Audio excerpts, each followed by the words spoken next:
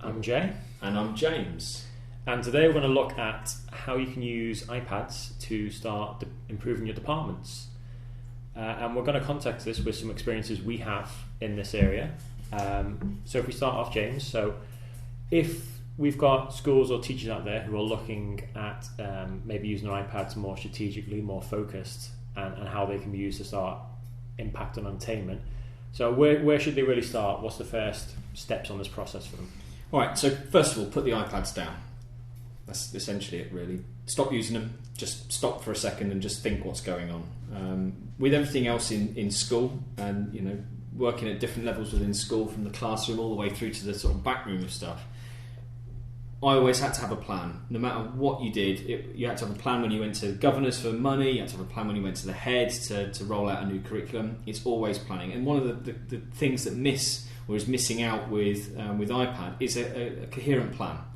So schools have a tendency of just getting the iPads in the classroom or getting them in school because the school down the road's got them, or they've read the latest blog on something and they think they should have them and it's the go-to branded thing. First off, stop what you're doing, put them down and actually think, what do we want to achieve? Set some sort of ground rule, set some sort of barrier, some sort of not barrier. Set some sort of fenced, walled environment that you can actually test these things out in. Yeah, it's a good point, because I think they should be viewed as a learning intervention like anything else. So the schools they have a set budget. They have to choose whether to spend that on staff, on interventions, on technology. So when that technology does go in, we need to make sure that it gets impact and value for money for them. Yeah. So I think that the first thing that I would do when we've been on site with schools before is sit down with the SLT, and you've got to have SLT on board because they control the budgets. They're ultimately responsible for everything, so they should be involved in it. Yeah, exactly. Get those guys involved, and then we've done this before, and the easiest way, the best way of proving results is to keep it focused. So either keeping it in a subject area, secondary school subject area, or a year group, or even like in primary school, a class, and just monitor it that way. And also don't pick the easiest option. Get something with a bit of a mix with it. So again, first thing to do, vision and plan. Where are these devices going to sit for a period of time? How long the project is? Set a definitive deadline, and then set some goals. Set some stretch goals, but also set some realistic stuff. I think that works.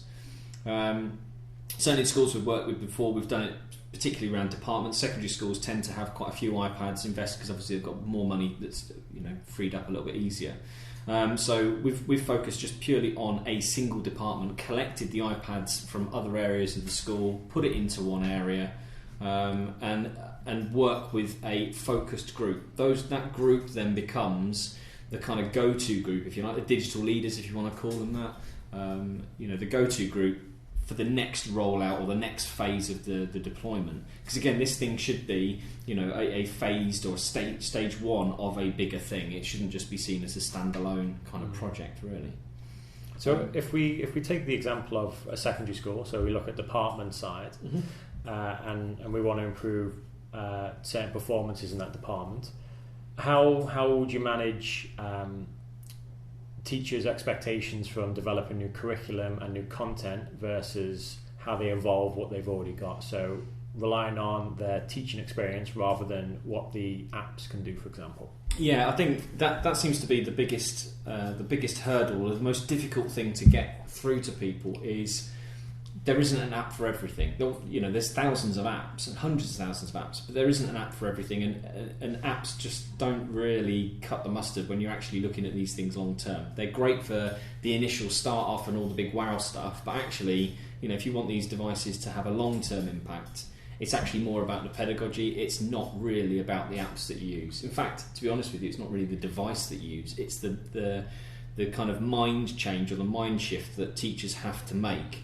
That's the tricky point, and that's the point to actually start from, is laying it out and going, well, look, these things are fundamental game changers, but the problem is it stops at the organic, the teacher, and if they're prepared to experiment and try and fail in some cases to do that, then that actually makes the project work.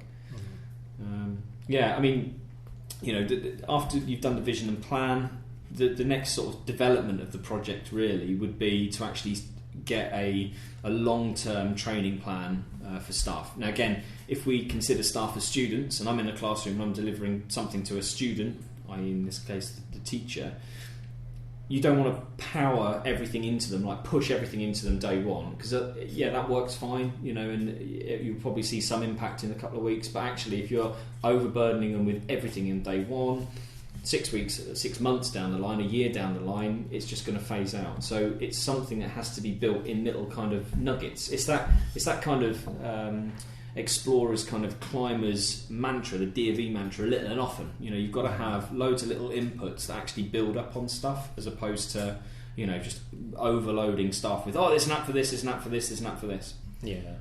So I think we're getting into the world of change management there, which is probably a little bit more of a foreign concept to schools than it is from the commercial world. But it was only last week I was reading something from the Teacher Development Trust and they think it takes teachers on average about 65 hours to build in something new into their teaching practice. So when we approach training, we really need to think about beyond the insets and the half-term updates, and take a more structured approach where staff are the learning's revisited and that's sort of cemented in, and then it trickles through into classroom practice, I suppose. And when I sort of organise CPD and stuff in my career, you're always tempted to use that first day back after the school holidays to sort of get 6 or 7 sessions in and bombard staff with all the new updates. Well, actually, when you measure it at the end of that term, how much of that's actually had an impact in the classroom? Probably not a lot. And the last sort of 10 years of my teaching career, there was an awful lot of that kind of stuff happening, of sessions going on, and you're like, that's fantastic, but actually I've got another session to go to, and that's fantastic, and where do I get the time to actually embed this? It's slowing it down a little bit, and having like a first year plan of how those things go together. The interesting thing with that change management stuff that we've come across in some of the schools that we've worked with is, and it's quite surprising actually. Again, there's that we've spoken about this before, the sort of walkers, runners, sprinters, the 2 island sort of analogy. So this is like the early adopters, the people who are okay with technology from the outside. And you would think that the new teachers on the block, the NQTs, the sort of 22-year-old students, are fresh out of university, that are up to date with all this stuff. You would think that on the whole they would be the ones that would be awesome with the tech. But actually, what I've found is that they're very good with it, but they're very good with it in their personal life. So they're very productive, but it's that transition from a personal device into something for teaching is actually quite difficult to get, because they're not getting that at university level. The courses that are designed at university are yet to catch up. From what I've seen, are yet to catch up to this mobile device sort of revolution that's going on, really. Yeah, and I suppose you've got to have the classroom experience as well, and the pedagogy sort of understanding of how to take a tool and apply it to the learning objectives that you've got. And I think the danger can be that iPads, rather than becoming the tool, they become the focus of the learning. We spoke about that before. So we need to take a more longer term approach. So if we're not looking at sort of inset days and we're not relying on those, how would you structure sort of department change? Okay, so again, the kind of method that we've tried and tested and kind of refined over the course of quite a few schools now is one of focusing on just a core set of apps and a core set of workflows. Something that's flexible enough to allow staff to work the way they still want to work. So again, if you're thinking of sort of core subjects, English is a perfect example where there's an awful lot of written work. The temptation is to go, right, everything is going to go onto an iPad and we're not going to do this, and that becomes a little bit tricky. But for staff, it's making sure that the device enhances what they're doing and it doesn't add too much in the initial stages to their workload. So a simple workflow, as an example, would be just using the camera to take photos of the students' work that you could then annotate and then send back to them via AirDrop in the lesson. As a simple little thing, one app with just the share function allows you to do that, which then frees you up in the lesson to sort of move around. And you're also saving marking time later on, aren't you? Exactly. And that once you then start breaking the back of, oh, okay, well, I've got to learn that, but actually that's going to save me time in the long run, that's pretty good for the majority of teachers. Because again, it's the only real sort of constraint for teachers with this is the time element. And if you can show that you're saving time somewhere else, that they can then spend a little bit more time learning something else, then that gets the ball rolling. Yeah. Cool.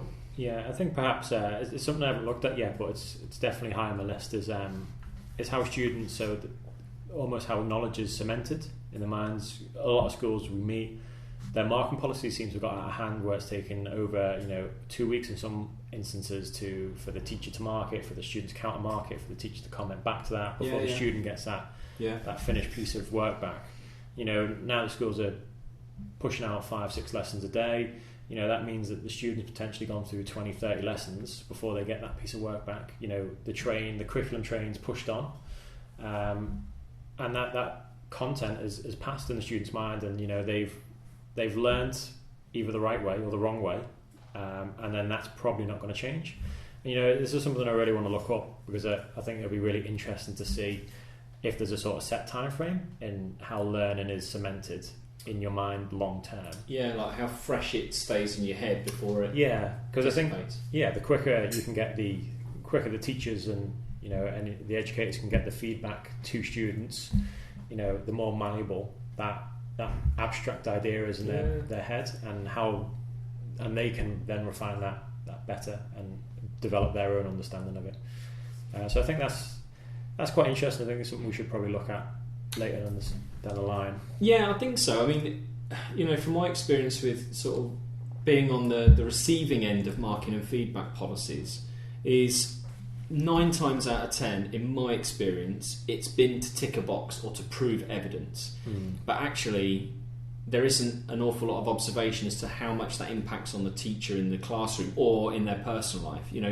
We used to, you mark books and then you have to mark them weekly and then you feed them back. But what then happens is you're then having to give 2 sentences or 3 sentences in green pen. Then you have to give up time for the student in the lesson to spend 5 minutes writing back to you. Then you have to write back to them, and it's all written. And there's loads of studies out there that have shown that students don't just learn through reading and writing. Actually, the creative process of making something and then feed, those kind of things are all neglected in the traditional marking and feedback sense. And then that's where these devices really kick in. Is if you can take a photo or take a video or explain something to a student or a group of students in one bash, and then send it to them via airdrop or a text message or a tweet or blah blah blah blah blah, that then enhances that marking and feedback. I'm not saying that replaces the traditional writing, but it actually enhances it, and especially in like practical subjects. I mean, with product design and stuff, when we used to do it, is if you want to show a student, you've cut that wrong, or this is how to do this, you do it once in one lesson, and another student would do it again, and then you've got to then do the same tutorial or the same thing with them. When actually, if you just have an iPad, you can get a student to video you and then send it straight to them. But then you've got that video forevermore. Then that saves you that time. Digital assets. Exactly. Going back to the projects and how they develop, the key really is to get a workflow, a simple workflow that works towards the teacher's sort of natural way of working, but also pushes the boundaries a little bit. So again, when we've gone in and done stuff, it's looking at the policies and being flexible with the policies. And again, that's a big bugbear of mine, is policies in schools tend to be very rigid things, and they're not, sometimes in some instances they're not geared up to cater for mobile devices. They're geared up to tick boxes more often than not from the system that pushes down on them. I think that's interesting. I also think it's interesting, so it ties into the sort of 3 pillars of education, doesn't it? So you've got education's essentially, should be a triangle. So on the bottom you've got the curriculum, in the middle you've got the pedagogy, and at the top you've got the assessment. So if you tackle that assessment issue, because it always sits at the top, no matter what sort of system you're in, I think you're well on your way there. And then we talked about the pedagogy side earlier. So this is the long-term approach instead of the inset day. So if we're taking this long-term approach, what's your what's your feelings on developing sort of curriculum content, via apps and that, and giving it to teachers and departments versus developing their pedagogical skills and having them develop the content themselves? Yes, this one's a really interesting thing, and I could talk for like days on this kind of stuff. So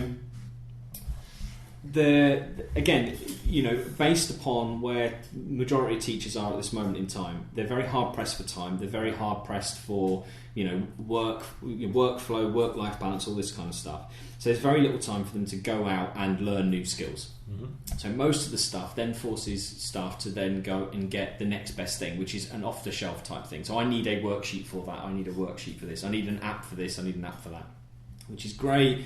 And it kind of ticks the box short term, but long term it just sort of cripples everything. So again, with this, it's kind of looking at the kind of attitudes behind that and freeing up some of that time and that space to actually get staff to then look at developing themselves. Because the CPD stuff that's out there, there's some really good bits. There's new technology that allows staff to reflect on their practice and all this kind of stuff. But if they don't have the time to actually do that, they're never going to do it, no matter how many gadgets and gizmos you've got in the classroom. So again, it's kind of showing that the stuff that you've already got as a teacher is actually still useful. You've just got to tweak it slightly. And again, keeping to that minimum number of apps and looking at apps that are flexible enough to allow you to convert. One of the big ones years ago was Promethean boards and smart boards and Cambridge boards and all those kind of interactive boards. When you got the software for that, you would only be able to create you'd only be able to create the resources in that software. Yeah, a closed ecosystem. Yeah, it's completely sealed off. So of course, staff can't now get their wonderful presentations they've got 5 or 10 years worth. They can't get it out unless they do like loads of convoluted ways of getting it out. So again, it's that looking for an app or looking for a set of apps that's flexible enough to absorb like PDFs or videos and those kind of things. Once you've done that, it then becomes actually it's not about the app and it's not about the content or delivering it. It's actually about how the teacher then teaches, and it's that kind of stuff. Yeah, definitely. Yeah, that's pretty cool. I like that. Yeah. So what would you suggest on, have you got any apps in mind that teachers could start using and bringing their content across and start digitising it for iPad use? Yeah, I mean, we tend to, there's sort of a handful of apps that are easy to use and easy to manipulate. And again, you could swap any one of these out for another one, but essentially a creation tool would be Explain Everything. For me, that's brilliant. There is Show Me, which is like an equivalent of Explain Everything. Okay. But for me, Explain Everything is the one that works. Yeah, it's the market leader, isn't it? Exactly, and it's flexible enough to import pretty much anything and export to anything. So future-proofness. If the iPad fell on its backside tomorrow, you could still get all your stuff off it. And then after that, you want somewhere to share it or to hold it. So I would be looking at, if you've got iPads and you've got loads of them, iTunes U is the perfect way of doing that. If you haven't, then again you could swap that out for something else like Dropbox to hold the files, Google Drive, whatever, SharePoint if you really wanted to. And then the third one is then an assessment tool. So for me at the moment, Show B seems to be the one that leads the way with that, purely because I can feed back with audio, I can feed back with video, with static photos, with written content, with text message type speak. They're the three. Once you've got that you can bolt anything else into that. So if you want to go off and do your app smashing and all that kind of stuff, you can bolt on extra apps to that. But for me, that core, that allows staff to be flexible enough, but also enhance their teaching and learning dramatically. Yeah, without spending too much time as well, I imagine. Because it's just, we're looking at workflows rather than trying to learn new apps and input new things. And I think that's one of the things a lot of schools stumble into unwittingly. They buy in iPads and technology and get it in to make lives easier. But then they go away and they look for, an app for every single subject. And unwittingly, they're making their jobs harder because they're giving themselves 10, 20, 30, 40 extra things that they've got to learn and master, and how they integrate into their lessons. When if we flip it on its head and we start using, what are we already teaching with, what are our existing lessons, and how do we focus those to the iPad, then that's where we're going to get those big results, aren't we? And I think the question you've got to ask yourself when you go to these sort of like app sessions and these like full day training sessions and stuff is, well, if I can't learn an app in like under an hour, then is it actually worth me doing? Because at some point you're going to need to explain that either to a teaching assistant or another teacher or a student or a parent, and if you've got to spend an hour explaining how an app works, that's not useful. Really, and we've done this before with schools, we've covered the core apps within a morning session. That's done. The rest of the session is then focused on workflow, and it's kind of asking the questions of how do you work, how does this work, how does this work in your school, and tailoring the workflow. If I had to go into a school and show somebody one app for an hour, 2 hours, and it's just painful.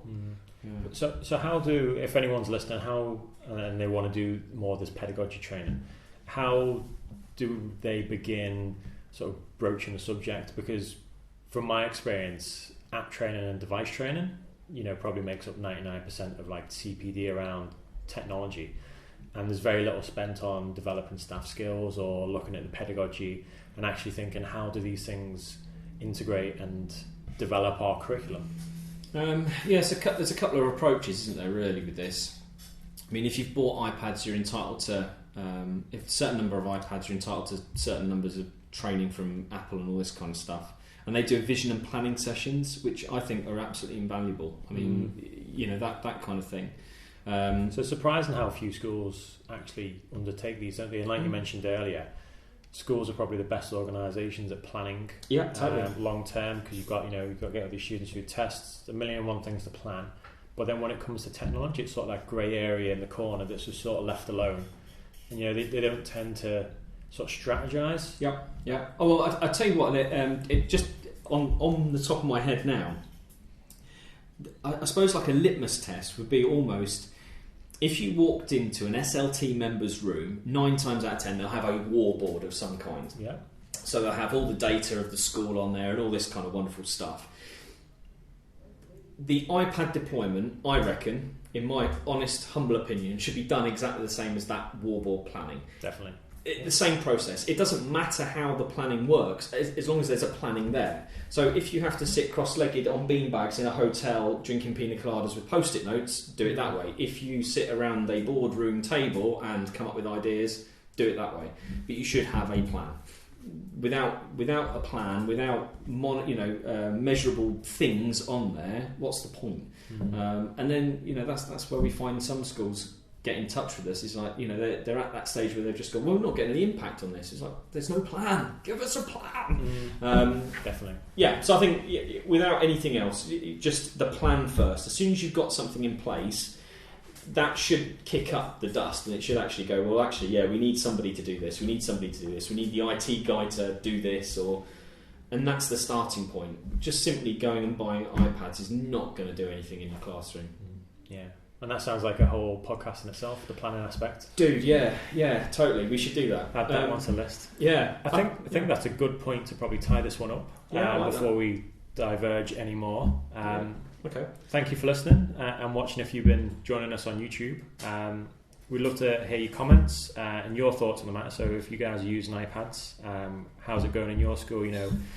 Anything that we haven't mentioned that we perhaps think is relevant, just let us know in the comments section.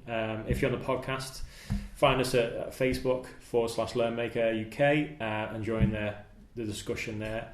And thanks for listening. We'll see you next time. Goodbye. Bye.